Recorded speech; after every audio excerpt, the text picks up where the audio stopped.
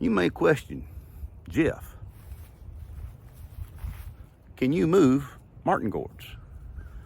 And I will answer you, absolutely, under certain conditions and certain parameters.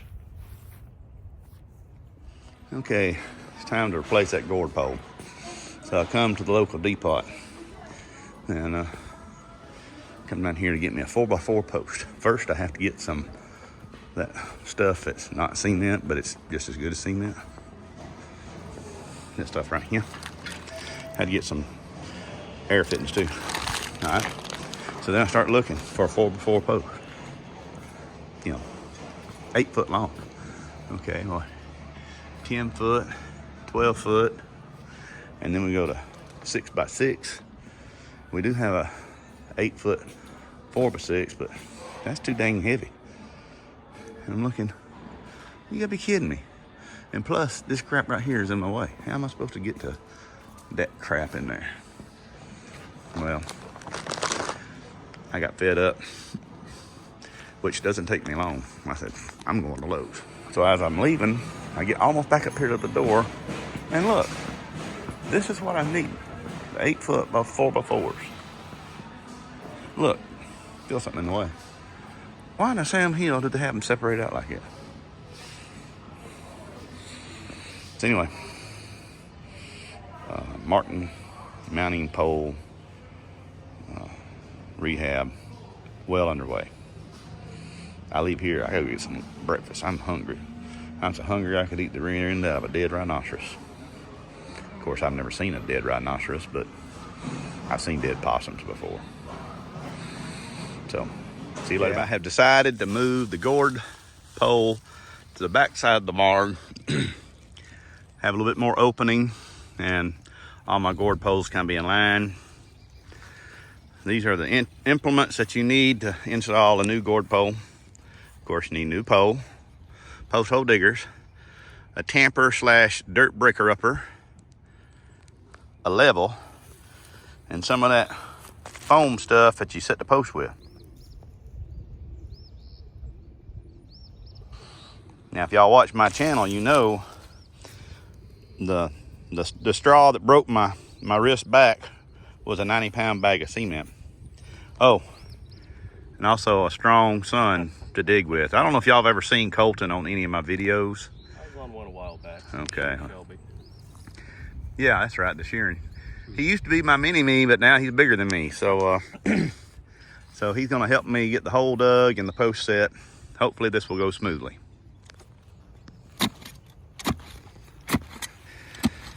Now you might say, well, where did Colton learn how to dig post holes? Well, he dug the holes for every one of those posts on that cross fence. All the way up through there. And then we come over here, and from that corner, all the way up through there to the back side of the old barn. And I was wanting him to do it to, get him some experience and exercise. And apparently my wife decided it was worth $5 a hole, which was probably more than the going rate. But one summer, one season, I didn't take a whole summer, but one season he worked on digging all those holes. So yeah, this is how the old timers dug holes. Well, we got some pretty dirt there. Look at that. So the key in digging fence post holes is moderation. You can't get overzealous and wear yourself out. Oh, and gloves. I had to go get a pair of gloves for them. We come down here without gloves. So anyhow, we're making forward motion, or downward motion really. We're going deeper. So, and we didn't bring a tape measure. I don't have one of those on my tractor, but we got that little level looks like it's about 2 foot long. Yeah, we need to go about another 4 to 6 inches deep, son. We'll be good. Boogity, boogity, boogity. Okay, so we're using the expand the foam here. Get it all down in there. Trying to get all my money's worth out of that bag.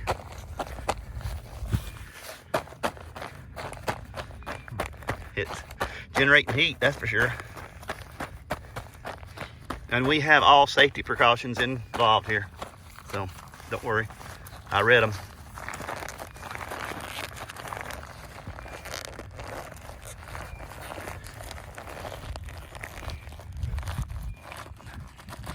We use just a little bit of dirt to get the pole plumb. And this is the second time I've used this stuff. First time I used this on my mom's new mailbox post. And I've got the goats locked out so they can't come over here and eat the foam, which is bubbling out of the ground.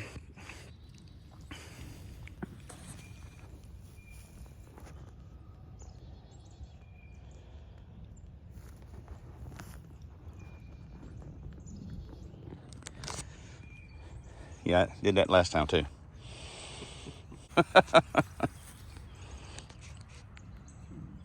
So anyhow, there's that until it gets set up. So I want to thank my son for his help, his expertise in post-hole digging. He got a diploma in it, got calluses, whole 9 yards. So step one in the relocation of a gourd pole. There'll be more to come. Probably a different video when I actually put the post up to it. That'll be next week. That won't happen today, I promise you.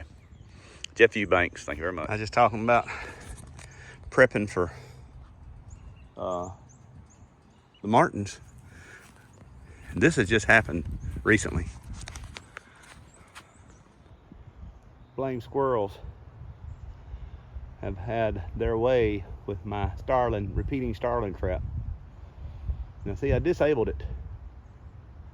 I took the catch cage off quite some time ago. Well, back during the fall. So, looks like I'm gonna have to squirrel proof that and get my pellet gun sighted in. I'm tired of this crap.